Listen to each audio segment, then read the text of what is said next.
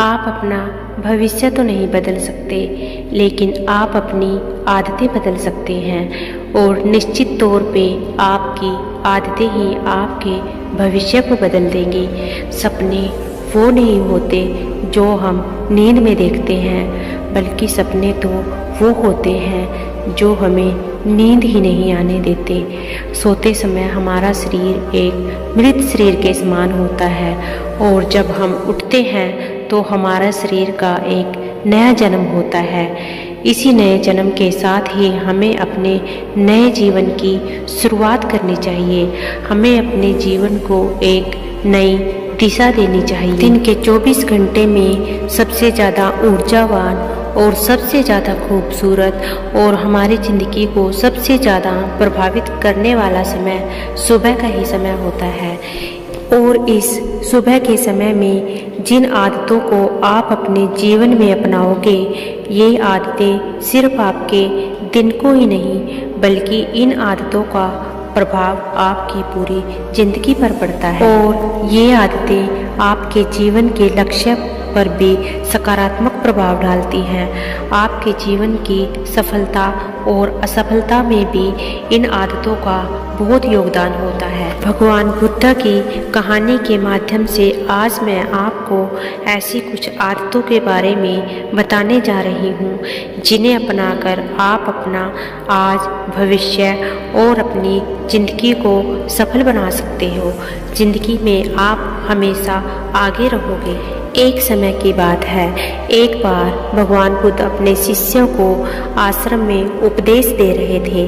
वह उन्हें बता रहे थे कि एक इंसान किस तरह से सुबह की कुछ अच्छी आदतों को अपनाकर अपनी ज़िंदगी को खुशहाल और ज़िंदगी में कामयाब बन सकता है। इन आदतों को अपनाकर हम अपने पूरे जीवन को बेहतर बना सकते हैं। भगवान बुद्ध बताते हैं कि इंसान को सुबह यानी सूर्य की किरणों के साथ ही जग जाना चाहिए, क्योंकि सुबह सूर्य की ये किरणें पूरी प्रकृति को ऊर्जा प्रदान करती है और यह ऊर्जा हमारे शरीर को शक्ति प्रदान करती है।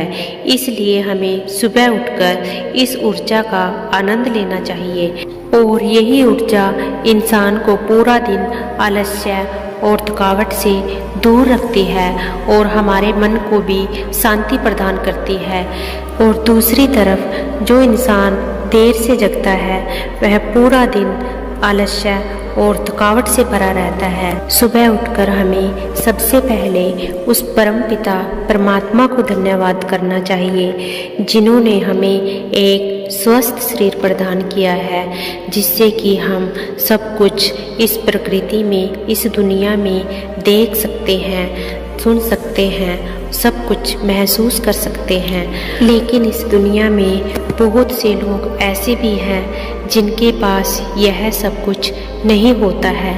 इसलिए अपने आप को हमेशा सौभाग्यशाली समझें और उस परमपिता परमात्मा को कोटि कोटि धन्यवाद करें कि हे परमपिता, आपने मुझे ये सब कुछ दिया, इसके लिए मैं आपका आभारी हूँ। इसके बाद महात्मा बुद्ध अपने शिष्यों को सुबह की दूसरी आदत बताते हैं और महात्मा बुद्ध जी कहते हैं कि हमें सुबह उठकर ध्यान करना चाहिए। हमारे मन के अंदर तरह तरह के विचारों का कोलाहल मचा रहता है। तरह तरह के विचार हमारे अंदर उथल पुथल मचा के रखते हैं। हम ना चाहते हुए भी हमारे अंदर कुछ ऐसे विचार प्रवेश कर जाते हैं जो हमें तनावग्रस्त रखते हैं। विचारों की इस उथल पुथल को शांत करने के लिए ध्यान करना बहुत ज़रूरी है। ध्यान करने के लिए हमें एक शांत जगह पर एकाग्र होकर बैठ जाना चाहिए। ध्यान करने से हमारे शरीर को एक अलग ही ऊर्जा प्रदान होती है। हमारा मन शांत हो जाता है और हमारे अंदर के नकारात्मक विचार हमारे शरीर से बाहर निकल जाते हैं और हमारे मन को शांति और हम सुकून महसूस करते हैं। इसलिए सुबह उठकर ध्यान लगाना बहुत ही ज़रूरी है। इससे इंसान की ज़िंदगी और उसके आने वाले समय पर बहुत अच्छा प्रभाव पड़ता है और वह अपना पूरा दिन शक्तिवर्धक और स्फूर्ति से भरा महसूस करता है। इसलिए सुबह उठकर ध्यान लगाना बहुत ज़रूरी है। इसके बाद महात्मा बुद्ध जी अपने शिष्य को तीसरी आदत बताते हैं। वह बताते हैं कि जिस तरह से हमारे शरीर के लिए भोजन जरूरी है, पानी जरूरी है और हवा जरूरी है, उसी तरह से हमारे शरीर के लिए व्यायाम भी बहुत ज़रूरी है। व्यायाम करने से ही हमारा शरीर मजबूत और हमारे शरीर की रोगों से लड़ने की क्षमता बढ़ती है।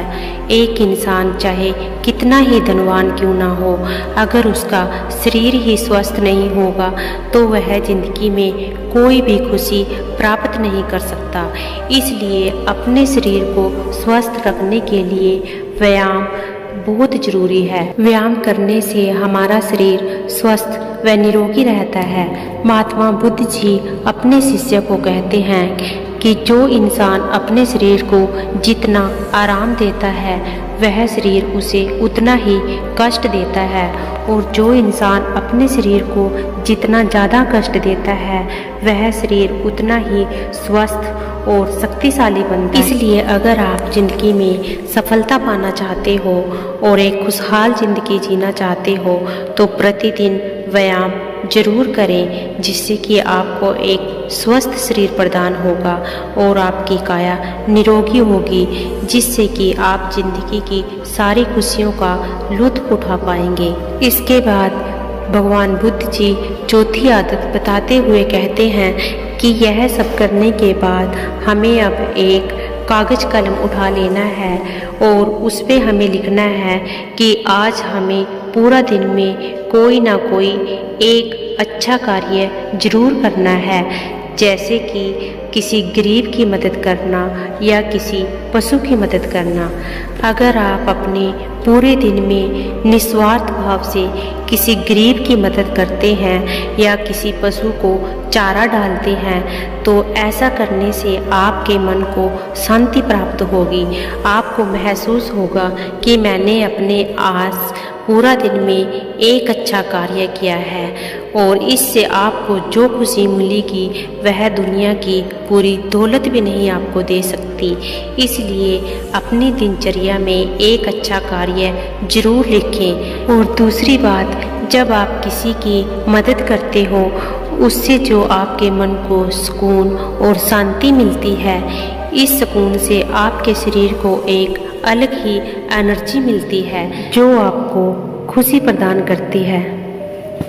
भगवान बुद्ध जी पांचवी आदत बताते हुए अपने शिष्य को कहते हैं कि इसके बाद आपको कोई एक प्रेरणादायक ग्रंथ या कोई प्रेरणादायक किताब पढ़नी चाहिए, जिससे कि आपको जीवन में आगे बढ़ने की और एक सफल इंसान बनने की प्रेरणा मिले।